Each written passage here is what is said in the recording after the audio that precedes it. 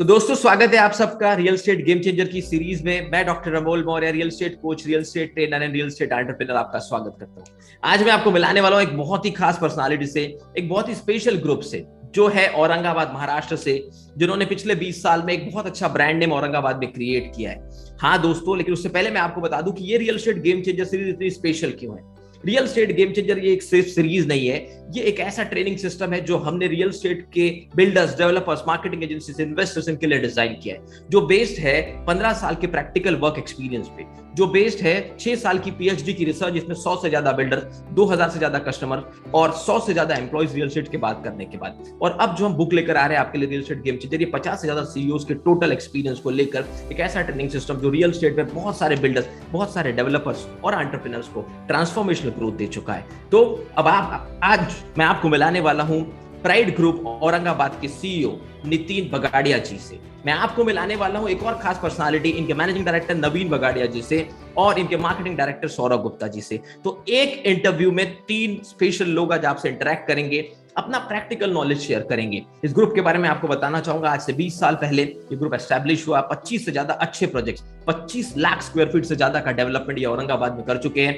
बीएक्सएल Residence, My Home, My World Phase 2, My World, My Pride, Pride Century, Pride Phoenix, Nirman Bharati, Golden City, South Republic, Manjeet Pride, ऐसे बहुत सारे अच्छे projects Aurangabad को दे चुके हैं। और सबसे स्पेशल बात, ये क्रेडाई औरंगाबाद के प्रेसिडेंट है और बाय प्रोफेशन ये एक आर्किटेक्ट है। और एक आर्किटेक्ट ने अपने टेक्निकल नॉलेज को यूज करते हुए इतने बड़े ग्रुप का निर्माण किया। उसके लिए मैं स्वागत करना चाहूंगा नितिन बगाड़िया जी का real estate game changer series. Nitin ji, सबसे पहली चीज, बहुत बहुत धन्यवाद अपना कीमती समय देने के लिए। पहला सवाल जो मैं आपसे पूछना चाहूंगा वो है कि कैसे आपने अपनी स्कूल लाइफ, कॉलेज लाइफ और फिर रियल एस्टेट में एंट्री, थोड़ा डिटेल में हमारी ऑडियंस को बताइए कि कैसे आपने इस जर्नी को तय किया और कैसे आप रियल एस्टेट में आए, उसके बारे में हमारे ऑडियंस को बताइए।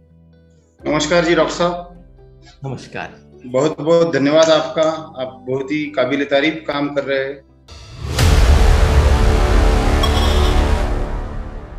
रियल एस्टेट से जुड़ी हुई बुक का आप जो विमोचन करने जा रहे हैं, उसके लिए हमारी तरफ से पूरी शुभकामनाएं। हम मंजित प्राइड की तरफ से आपको बधाइयां देते हैं।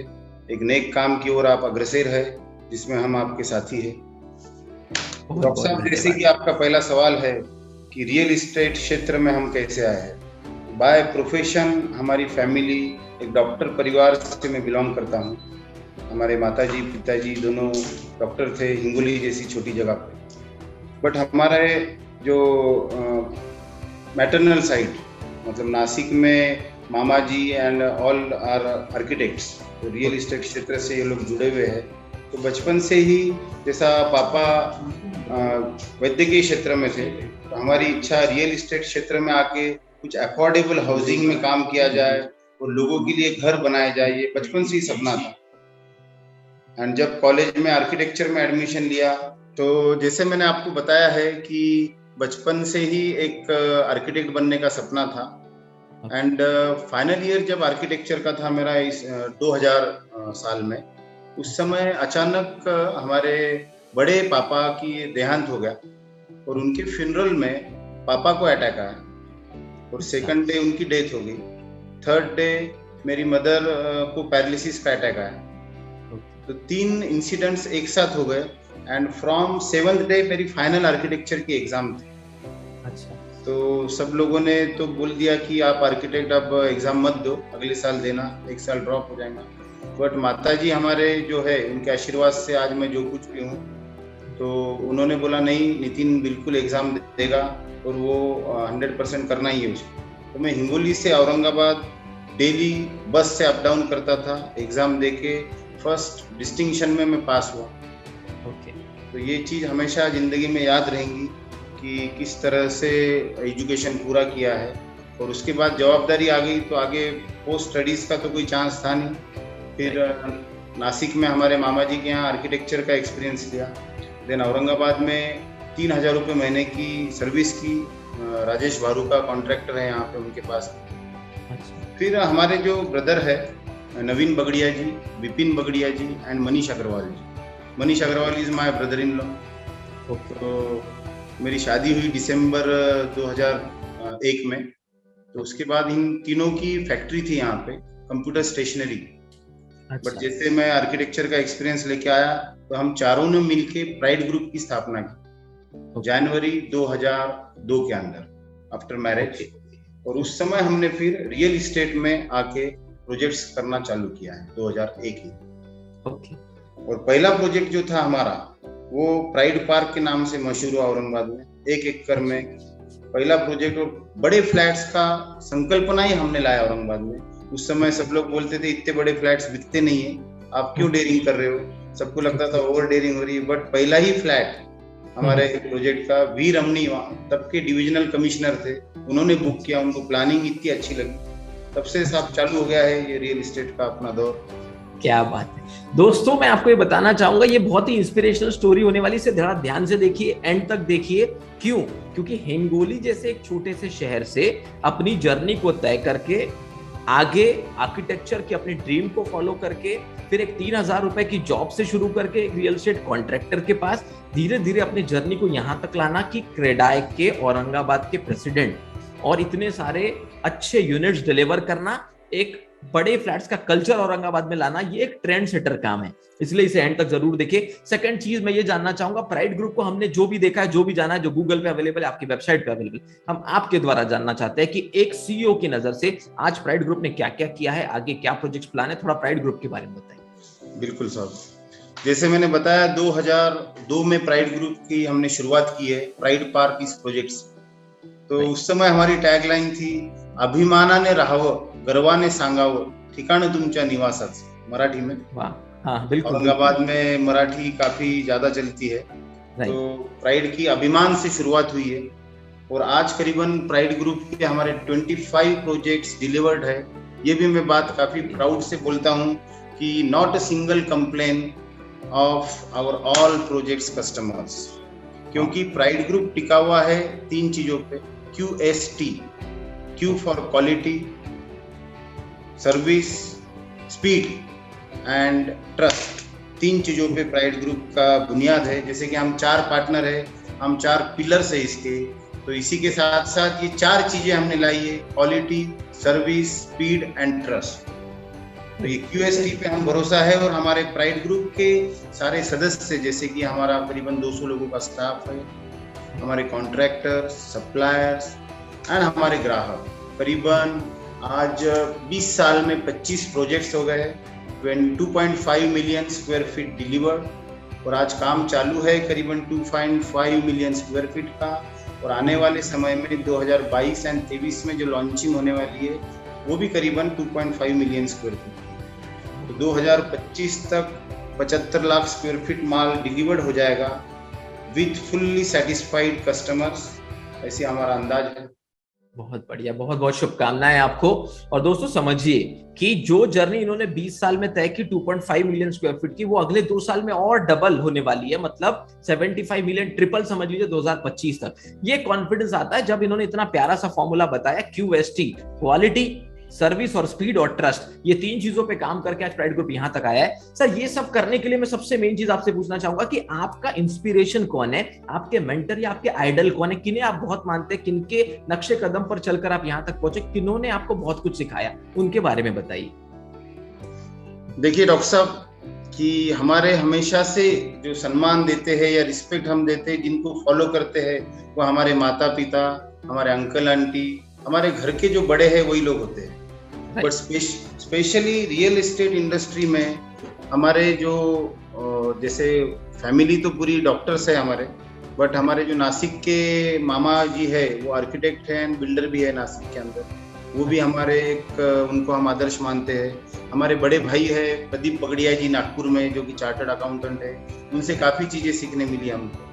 तो हम लोग जो 4 पार्टनर है, नवीन बगड़िया, विपिन बगड़िया, मनीष अग्रवाल एंड नितिन बगड़िया, हम चारों एक स्ट्रेंथ चारों की आपस में ये है कि जो बॉन्डिंग है, तो इसमें हम लोग काफ़ी लोगों को फॉलो करते हैं। जैसे हमारा एक स्टील प्लांट भी है, एल्यूमिनियम एक्सट्रूजन का प्लांट है, काफ़ी वर्टिकल से अलग अलग आज प्राइड ग्रुप के।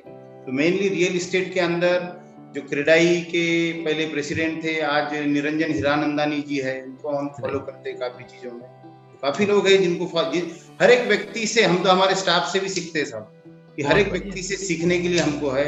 जो आदमी पूरी पूंजी जिंदगी की आपके पास लाके दे रहा है, तो उसके लिए ट्रस्ट ही सबसे बड़ी चीज है। उसको अगर फॉलो करो तो आपको कोई रोक नहीं सकता। Thank you. चलिए, बहुत बहुत धन्यवाद, इतना अच्छा जो आंसर आपने दिया। आप हर किसी से सीखते हुए यहाँ तक पहुंचे, बड़ों के आदर्श से, बड़ों के संस्कार और बड़ों के आशीर्वाद से। अब आगे बात करेंगे। आपने बताया 200 से ज्यादा आपके फुल टाइम एम्प्लॉइज है, कम से कम इतने बड़े ग्रुप को 400 से 500 वेंडर्स मटेरियल सप्लाई करते हैं, और हमें जितना अब तक का अंदाजा है, इतने सारे प्रोजेक्ट बनाने के लिए हजारों लेबरों ने आपके प्रोजेक्ट पे काम किया है। तो दोस्तों, हम ये बताना चाहेंगे कि रियल एस्टेट एंटरप्रेन्योर में अगर भारत में एग्रीकल्चर के बाद कोई सेक्टर है जो सबसे ज्यादा एम्प्लॉयमेंट जनरेट करता है, तो वो रियल एस्टेट सेक्टर है। और इतने सारे लोगों के लिए एम्प्लॉयमेंट जनरेट करना, ये पावर एक रियल एस्टेट एंटरप्रेन्योर के पास होती है। क्या लीडरशिप मंत्र आप लेकर चलते हैं? क्या आपकी स्ट्रैटेजी होती है लीडरशिप की? कैसे आप चारों इतने अच्छे तालमेल से काम करते हैं? वो लीडरशिप स्ट्रैटेजी के बारे में थोड़ा बताइए। Let's grow together is our tagline.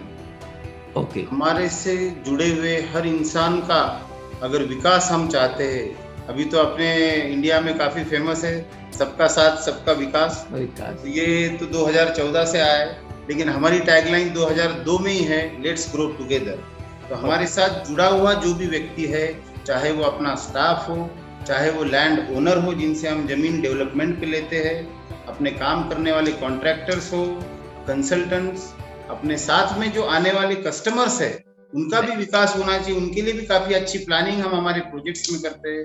उनके लिए काफी अपॉर्चुनिटीज भी मिलती है, क्योंकि एक बड़ा सहजीवन होता है जिसमें काफी लोगों का कनेक्शन एक दूसरे से होता है। तो वहां भी काफी लोगों की ग्रोथ होते हुए हमने देखे, जिन लोगों ने फ्लैट्स में इन्वेस्ट किया है, चाहे रेंटल पे देने के लिए आए हैं या डायरेक्टली रहने के लिए जो लोग आए हैं, तो सबका विकास होता है। सब इसके अंदर रियल एस्टेट में काफी अपॉर्चुनिटीज है।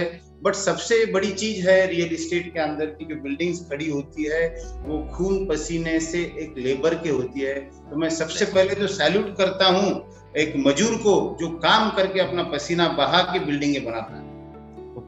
बहुत बढ़िया, धन्यवाद। और मैं ये गर्व के साथ कह सकता हूँ कि इतने सारे इंटरव्यूज में बहुत कम लोगों के साथ ऐसा इंटरेक्शन हुआ जिन्होंने कहा कि सबसे पहला सैल्यूट मैं लेबर को करना चाहूंगा, मजदूर को, जिसके वजह से प्रोजेक्ट खड़े होते हैं। तो इससे समझ में आता है जो आप बता रहे हैं, ट्रस्ट, क्वालिटी, वो सब कहाँ से आई है। जब अंदर आपके डीएनए में ये सब चीजें बसी होती है, वही चीजें आगे आती है। चलिए, मैं ये पूछना चाहूंगा, एक टीम की एनर्जी उसकी लीडर की एनर्जी से निकल कर आती है। तो एज अ लीडर आप अपने आप के एनर्जी लेवल को मेंटेन रखने के लिए, अपनी प्रोडक्टिविटी को बढ़ाने के लिए क्या सक्सेस रिचुअल फॉलो करते हैं? क्या आपका रूटीन है? क्या मॉर्निंग में कोई स्पेशल एक्टिविटीज आप करते हैं? थोड़ा वो सब बताइए, ताकि लोग बहुत उत्सुक होते हैं, एक सीईओ, एक मैनेजिंग डायरेक्टर कैसी लाइफ जीते हैं, क्या करते हैं, थोड़ा वो बताइए। देखिए, आज आफ्टर कोरोना, इस पैंडेमिक में हम सब लोग सबसे ज्यादा टाइम अपने घर में थे, 2 साल। तो एक चीज तो बोलने की जरूरत नहीं है, सबको समझ में आ गया है कि हेल्थ इज वेल्थ। आज आप हेल्थ सेक्टर में देख सकते हैं कितने सारे नए बिजनेस ग्रो हो गए। तो अगर आपका शरीर अच्छा रहेगा तो आप सब कुछ कर पाएंगे। बट शरीर अच्छा रखने के लिए सबसे पहले आपका मन, आपका दिमाग अच्छा होना चाहिए। तो रोज सुबह उठ के सबसे पहला काम अपने प्रातः विधि सबके बाद में होता है मेडिटेशन, ध्यान, योगा। अगर आप चाहे आप किसी को भी फॉलो करो, आप सदगुरु को फॉलो कर सकते हैं, आप आर्ट ऑफ लिविंग को फॉलो कर सकते हैं, ओशो को फॉलो करो, बट किसी न किसी योगा को आप फॉलो करो, जिससे आपकी मेंटल हेल्थ अच्छी होगी। साथ में एक्सरसाइज करके मैं डेली 10 किलोमीटर वॉकिंग करता हूँ और करीबन आधा घंटा योगा होता है, तो जिससे हमें अच्छा काम करने की प्रेरणा मिलती है। शुरुआत अच्छे काम की अपने शरीर से होती है, अपने दिमाग से होती है। अगर दिमाग और आपका शरीर अच्छा है तो आप समाज के लिए भी काफी अच्छी चीजें कर पाएंगे। यही एक हेल्थ का सक्सेस मंत्र है। बहुत बहुत बढ़िया। देखो दोस्तों, एक सिंपल फंडामेंटल लॉ इन्होंने बता दिया कि ये पहले तो मॉर्निंग वॉक करते हैं, जिससे थोड़ा सा इनका फिजिकल हेल्थ और मेंटल हेल्थ सही रहे, फिर योगा पूरी बॉडी को सही रखने के लिए, और फिर मेडिटेशन माइंड को सही रखने के लिए। ये कॉम्बिनेशन वो पावर देता है जिससे ये चाहे सुबह के 10 बजे हो या रात के 10 बजे उस एनर्जी लेवल के साथ काम कर पाते हैं। चलिए आगे बढ़ेंगे नेक्स्ट स्टेप में। ये पूछना चाहूंगा कि आप अपनी टीम को कैसे इंस्पायर करते हैं, टीम को मोटिवेट कैसे करते हैं, इतनी पावरफुल टीम बनाई कैसे आपने, जरा वो बताइए लोगों को। देखो, जो प्राइड ग्रुप का सक्सेस मंत्र है लेट्स ग्रो टुगेदर। आपके पास काम करने वाले हर इंसान को लगना चाहिए कंपनी उसकी। यहाँ जो कंपनी के बेसिक्स है कि हमें लोगों के लिए काम करना है। सर्विस इंडस्ट्री है रियल एस्टेट में, तो कहूँगा इसमें जैसे कि एक अनऑफिशियली आपसे मैं बोलता हूँ, सब लोग जानते हैं तो भी कोई बात नहीं है इसमें। जिस तरह से लोकशाही है उसी तरह से रियल एस्टेट है। मराठी में बोलूंगा, हे लोकांसाठी, लोकांकरिता, लोकांकडून केलेले कार्य म्हणजे रिअल इस्टेटचा व्यवसाय। एकदम बरोबर। तो इसके अंदर ये भावना अगर हमारे हर एम्प्लॉय में आती है कि हम जो काम कर रहे हैं, this is only and only for the end result is satisfaction of our buyer, customer satisfaction के लिए काम कर रहे हैं हम लोग। चाहे इसमें मैनेजमेंट का रोल हो, कंपनी में सब लोगों का विकास होना चाहिए, और मेन जो है quality, service, speed and trust, ये 4 चीजों के लिए काम करना है। And nobody should hurt from our any work. ये चीज को अगर फॉलो करते हैं अपने साथ के लोगों को भी, तो बिल्कुल बहुत अच्छी प्रोग्रेस सब हमारे एम्प्लॉइज की आज 20 साल में काफी अच्छी प्रोग्रेस हुई है। तो इसके अंदर ये चीजें इन्हें बताई गई है पहले से। और अभी जैसा कल्चर होता है आपकी कंपनी का, आप किस तरह से, अगर आप लोग कोई बेईमानी का काम कर रहे हो तो आपका एम्प्लॉय भी वो फॉलो करेंगे। आपकी नैतिक जवाबदारी है कि आपकी नीयत अच्छी होनी चाहिए, तो जिसको फॉलो करके हर चीज प्लस प्लस ही होने वाली है।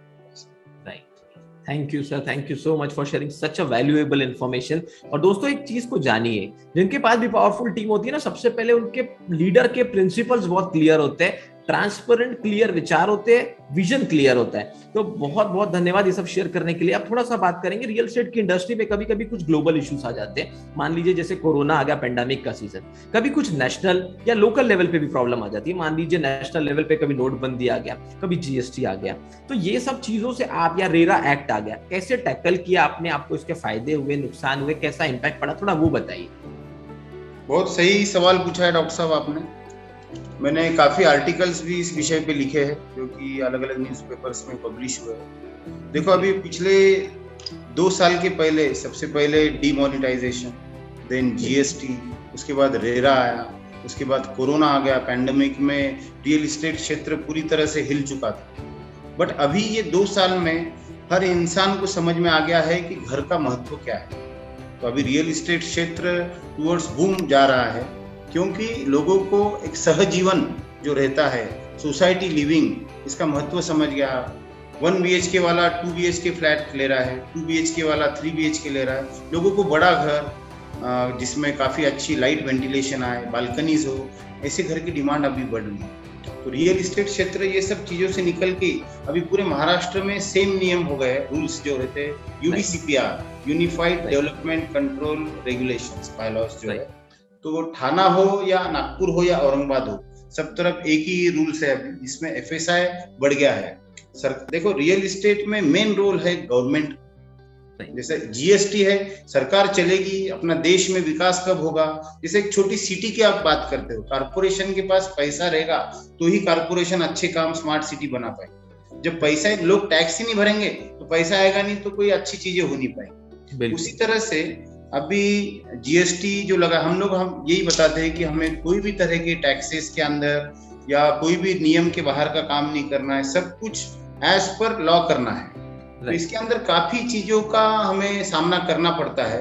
अभी हमने हमारे अर्थ मंत्री मैडम जी से बजट के पहले, हमारे डॉक्टर भागवत कराड़ साहब, ही इज फ्रॉम औरंगाबाद, ये हमारे लिए प्राउड की बात है। वो अभी केंद्रीय अर्थ राज्य मंत्री है, उनसे भी निवेदन दिया था कि अफोर्डेबल हाउसिंग जो है 45 लाख रुपया के यूनिट्स के नीचे के, उसको 75 लाख किया जाए। थोड़ी स्टैंप ड्यूटी में रियायतें हुई, गवर्नमेंट का भी रेवेन्यू बढ़ता है। कुछ GST के इश्यूज है, काफी जो मेन गवर्नमेंट से रिलेटेड इश्यूज है, उसके साथ साथ सिंगल विंडो क्लियर है। सबसे मेन टाइम जाता है रियल एस्टेट प्रोजेक्ट चालू करने में, उसके पहले की जो फॉर्मेलिटीज है। सिंगल विंडो अगर क्लियरेंस हो जाए तो प्रोजेक्ट अगर जल्दी चालू होता है, इंटरेस्ट की मार कम बैठेंगी, स्पीड में काम होगा, स्पीड में डिलीवर कर पाएंगे। जितना फास्ट होगा, कस्टमर को भी उसका पैसा EMI चालू हो जाता है, इंटरेस्ट भरना पड़ता है, फास्ट पोजीशन मिलना चाहिए। तो कुछ चीजें अगर स्पीडी होती है तो रियल एस्टेट क्षेत्र बहुत आगे जा सकता है। Thank you so much for sharing such a valuable information. चलिए आगे बढ़ते हैं। तो दोस्तों जैसे आप सब जानते हैं, अब ये क्वेश्चन मैं पूछने वाला हूं managing director of Manjeet Pride group Naveen Bagadia ji से। नवीन बगाड़िया जी, मुझे बताइए कि टेक्निकली मैं आपसे ये पूछना चाहूंगा कि रियल एस्टेट इंडस्ट्री में स्पेसिफिकली मैनेजमेंट का क्या रोल होता है? एक डिसीजन मेकिंग सबसे इंपॉर्टेंट चीज मानी जाती है पूरी कंपनी में। तो एज अ मैनेजिंग डायरेक्टर आप हमें ये बताइए, हमारी ऑडियंस को बताइए कि मैनेजमेंट क्या रोल प्ले करता है, कौन सी बारीक चीजों पे मैनेजमेंट को ध्यान देना पड़ता है? देखिए, जो आप पूछ रहे हैं, मैनेजमेंट बेसिकली बैकबोन है इस रियल एस्टेट इंडस्ट्री का। इसमें ओवरऑल मैनेजमेंट की अगर हम बात करते हैं तो बहुत सारे एस्पेक्ट्स आते हैं, लाइक जैसा भाई ओवरऑल अकाउंट सिस्टम है, कॉस्टिंग है, कॉस्ट एनालिसिस है, फिर कैश फ्लो है, यानी सारी चीजें, काफी चीजें है। वो management is a very broad spectrum, इसके बहुत सारे वर्टिकल है। किस वर्टिकल की अगर हम बात करेंगे तो यानी डिटेल है पूरा एक स्टडी है पूरा बहुत बड़ा। और हर बिजनेस, यानी ये रियल एस्टेट लो या कोई भी कमोडिटी लो, हर बिजनेस में मैनेजमेंट का एक बहुत बड़ा रोल होता है। मैनेजमेंट के बिना तो वो बिजनेस आगे बढ़ ही नहीं सकता है। अब मैनेजमेंट पर्टिकुलरली रियल एस्टेट में डिसीजन मेकिंग, ये भी मैनेजमेंट का बहुत बड़ा पार्ट है। प्रोजेक्ट चूज करना है, लोकेशन चूज करना है, ये सब मैनेजमेंट का रोल होता है। क्या प्रोडक्ट करना है, क्या प्रोडक्ट बनाना है, प्लानिंग क्या करना है, ये भी बहुत बड़ा रोल है। तो मार्केट स्टडी ये बहुत बड़ा रोल है। फाइनेंशियल मैनेजमेंट, फाइनेंस और अकाउंट्स ये बैकबोन है इस इंडस्ट्री का, तो वो एक बहुत बड़ा एस्पेक्ट है। तो इस तरीके से मैनेजमेंट के बिना तो अपन we can not imagine even any business like real estate हो या कोई भी बिजनेस। तो काफी अहम और काफी बड़ा रोल है ओवरऑल मैनेजमेंट का। इस हिसाब से यानी it's very important. Thank you so much for your answer, thank you for sharing that. आपकी बातों से लेट्स ग्रो टुगेदर का ये मिशन हम लोगों को भी इतना पसंद आया है। मैं ये पूछना चाहूंगा कि इंसान की जिंदगी में किताबों का भी एक अनोखा सा रोल होता है। तो आर्किटेक्चर की किताबें तो बहुत सारी पढ़ी होगी आपने, लेकिन उसके अलावा कोई ऐसी किताब, चाहे वो कोई धर्म ग्रंथ हो, चाहे कोई वो बिजनेस डेवलपमेंट का बुक हो, चाहे कोई सेल्फ हेल्प बुक हो, कोई भी बुक जो आपने पढ़ी हो अदर देन नॉर्मल एजुकेशन, जिससे आपको लगता है कि बहुत कुछ सीखने मिला, एक ट्रांसफॉर्मेशन आपकी लाइफ में आया, अगर वो शेयर करना चाहेंगे थोड़ा उस बुक का नाम हमारी ऑडियंस के साथ, तो प्लीज बताइए। बिल्कुल डॉक्टर साहब, किताबें पढ़ने का तो जरूर शौक है। जब आदमी लिखने में चाहता है कि कुछ अच्छा लिखा जाए तो बिना किताबें पढ़े या बिना सोशल मीडिया से कनेक्टेड रहे वो कुछ लिख नहीं पाएगा। अभी शुरुआत हमारी कोई भी किताब की, मेरा ये मानना है कि अगर आप भगवत गीता पढ़ लो तो आपको दुनिया में और कुछ पढ़ने की जरूरत नहीं। बहुत बढ़िया। तो उसमें हम काफी रुचि रखते हैं। उसके साथ साथ जो सीक्रेट बुक है वो भी पढ़ी है। बुक्स में काफी इंटरेस्ट है, but main interest Bhagavad Gita का है। उसमें जो आपने नवीन जी से मैनेजमेंट के लेसन्स पूछे थे, तो वो सब हम लोग भगवत गीता से ही सीखते हैं, जो आज के हजारों साल पहले लिखा गया है। आज आप देख लो, हर चीज में आपको उसी चीज का इम्प्लीमेंटेशन करना पड़ता है। सही बात, बहुत बढ़िया। और दोस्तों मैं आपको बताना चाहता हूं कि ये 30-35 इंटरव्यूज अभी तक जो हुए हैं, उसमें करीब 10 से ज्यादा सीईओज ने अगर किसी किताब का नाम लिया है तो भगवत गीता है। आप समझिए इतनी पावरफुल किताब है जो आपकी जिंदगी को भी एक ट्रांसफॉर्मेशन दे सकती है। तो भगवत गीता को पढ़े, समझे, आपको बहुत काम आएगा एज अ बडिंग एंटरप्रेन्योर, और उसे इंप्लीमेंट कीजिए। बहुत इंपॉर्टेंट चीज, उसे इंप्लीमेंट कीजिए। चलिए आगे बढ़ेंगे। क्या आपकी लाइफ की कोई ऐसी इमोशनल स्टोरी आप शेयर कर सकते हैं जिसने आपकी जिंदगी में बहुत बड़ा बदलाव लाया? हो सकता है वो कभी आपके कॉलेज लाइफ से हो, बचपन की लाइफ से हो, आप जब बिल्डर बन गए उसके बाद की हो, कभी कोई पहला फ्लैट सेल किया हो, कभी कोई प्रोजेक्ट टेक ओवर कर रहे हो। कुछ तो ऐसा हुआ होगा जो रियल इंसिडेंट्स ने आपकी लाइफ को एक ट्रांसफॉर्मेशन दिया। थोड़ा अगर वो शेयर करना चाहे आप। मैंने आपको डॉक्टर साहब पहले भी बताया था कि first day of my final year architecture में अंकल एक्सपायर्ड होते हैं। सेकंड डे उनके फ्यूनरल में डैड एक्सपायर्ड होते हैं due to heart attack. Third day mother को पैरालिसिस का अटैक आता है। इससे बड़ा कोई जिंदगी में इंसिडेंट हो नहीं सकता है। बट वो इंसिडेंट से एंड ड्यू टू द आशीर्वाद हमारे पूर्वजों का जो है, तो माता जी ने जो बताया था कि आपको एग्जाम देना है, उसके 7 डे से एग्जाम दे के डिस्टिंक्शन में पास होना, खाली एक ही सोच रख के कि जीवन में कुछ अच्छा काम करना है और अपनी वजह से काफी लोगों का फायदा हो और कुछ अपन सोसाइटी के लिए कर पाए। वो उसी दिन से सोच लिया है। आज 20-22 साल हो गए हैं तो हम लोग काम कर रहे हैं। This is the fact of life. धन्यवाद। चलिए अब थोड़ा आगे बढ़ेंगे, कुछ डिपार्टमेंट्स की बात करेंगे, कुछ रियल एस्टेट के फंक्शंस की बात करेंगे। अब मैं जानना चाहूंगा कि मार्केटिंग एक बहुत इंपॉर्टेंट रोल प्ले करता है रियल एस्टेट इंडस्ट्री में।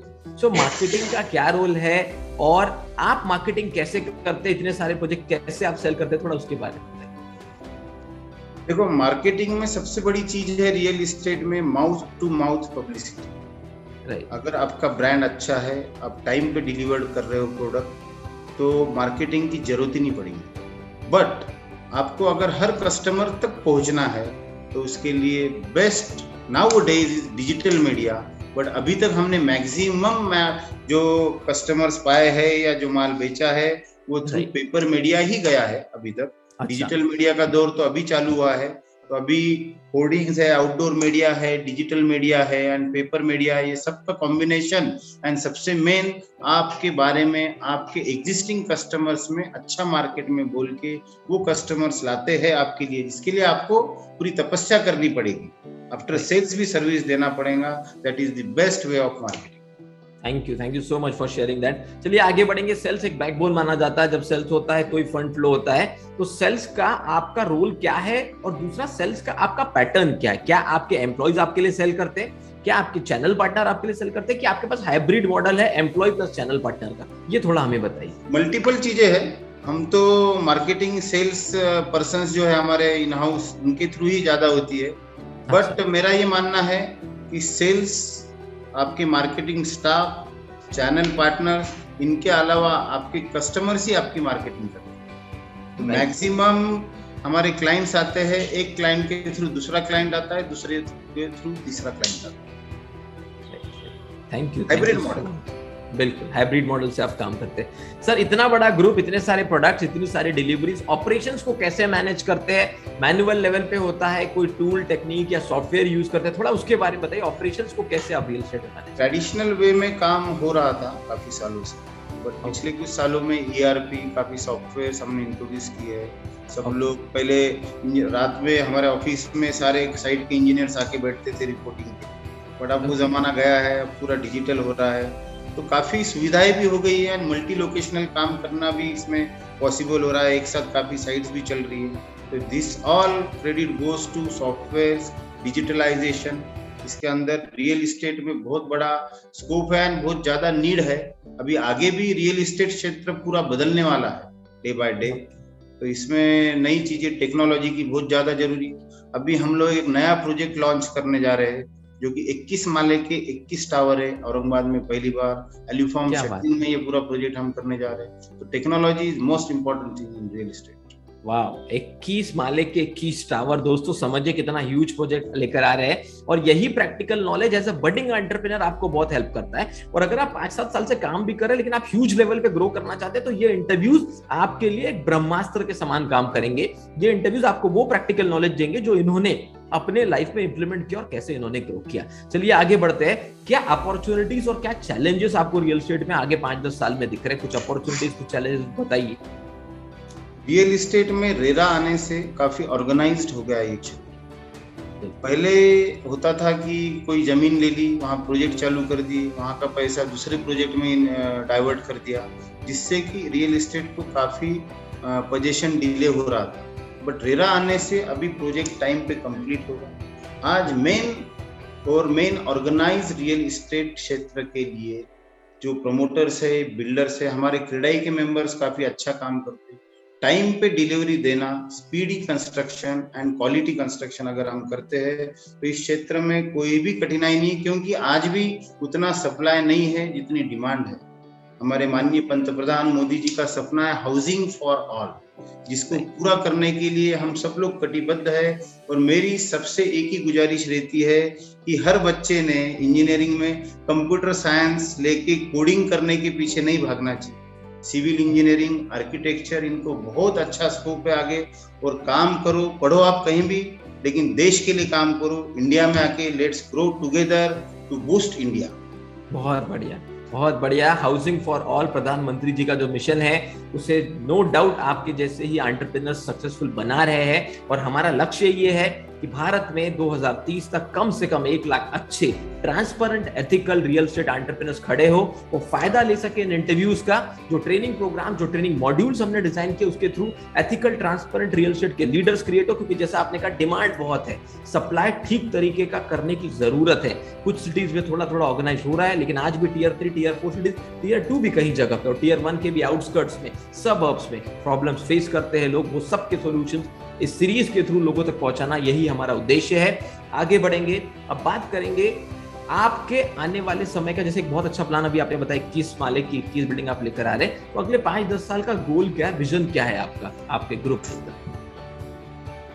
देखिए, रियल एस्टेट बिजनेस जो कर रहे हैं हम, जिसमें स्वार्थ भी होना चाहिए, परमार्थ भी होना चाहिए। तो जिस तरह से मैंने आपको बताया, शुरुआत की है बड़े फ्लैट से, हम big size flats, this is for middle class और अपर मिडिल क्लास। ये काम करते हुए 21 माले के 21 टावर जो है, इसमें 2 BHK है, 3 BHK है, 4 BHK एंड 5 BHK तक भी।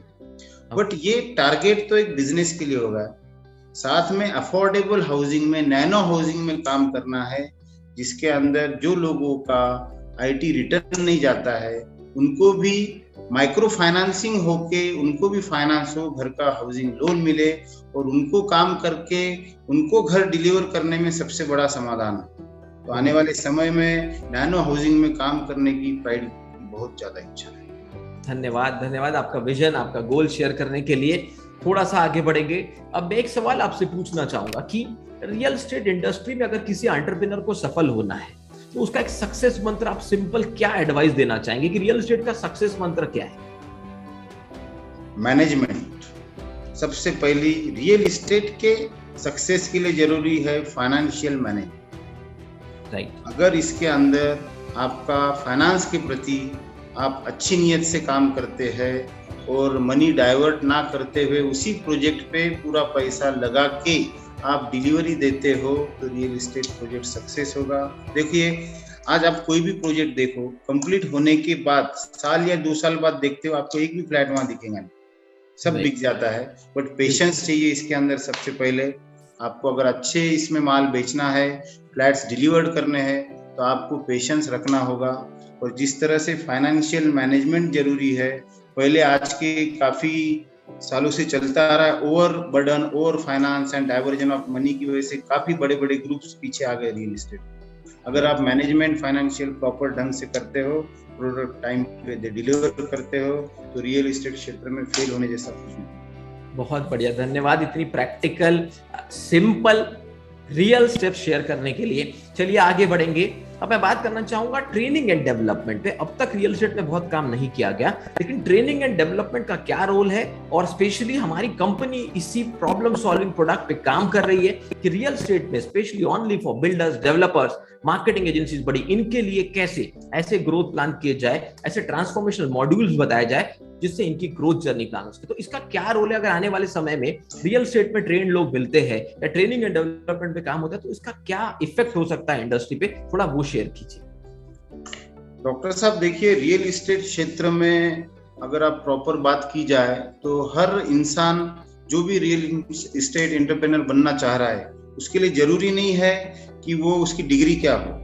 एक बात तो पहले है कि अगर कोई आर्किटेक्ट है, सिविल इंजीनियर है, सीए है, लॉयर है, anyone can do this business. But organise तरीके से करने के लिए उसकी सोच क्या होती है और उसका साथ में स्टाफ क्या है उसके पास में, उसको लोग किस तरह के मिल रहे हैं, ये सबसे इम्पोर्टेंट। अगर लोग जोड़ते हुए टेक्निकली हाई टेक्नोलॉजी इसमें लानी है, तो अच्छे civil engineers, project management consultancy आपको लगेंगी।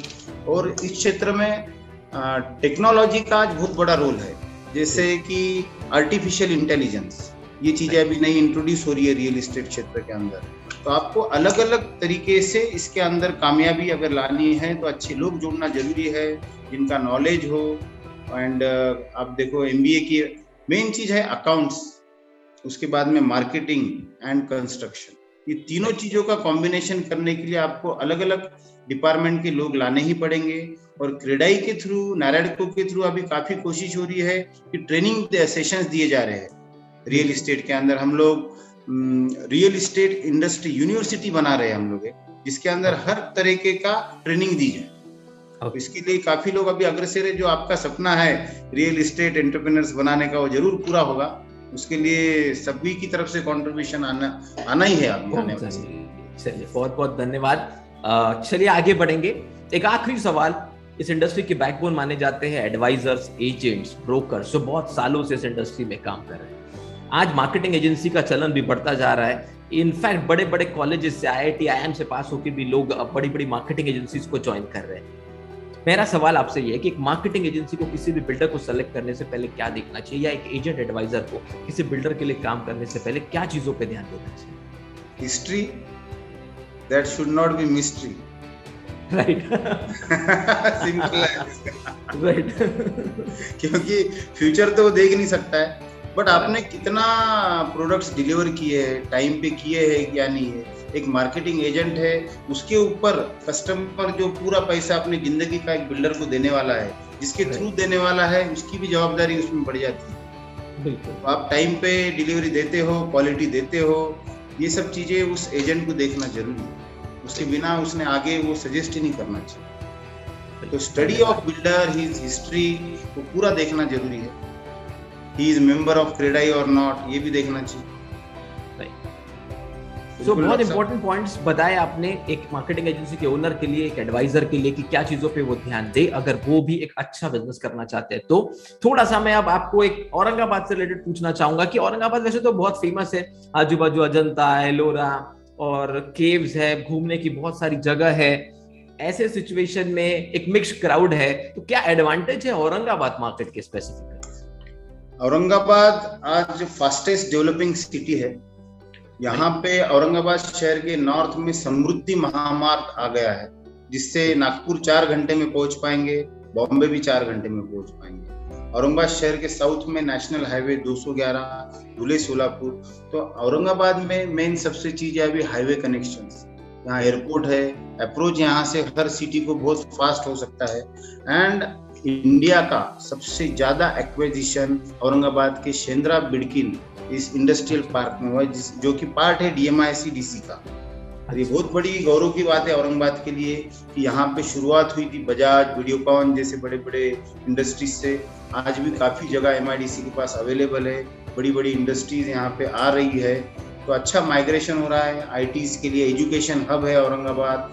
एंड मेन सबसे, आपने कभी औरंगाबाद में भूकंप आया है सुना या सुनामी आया है? नहीं, ऐसा तो नेचर औरंगाबाद के साथ है। This is a historic city. यहाँ पे भौगोलिक, हिस्ट्री वाइज एंड ज्योग्राफिकली बहुत अच्छी कंडीशंस औरंगाबाद में है। क्लाइमेट बहुत अच्छा है औरंगाबाद का।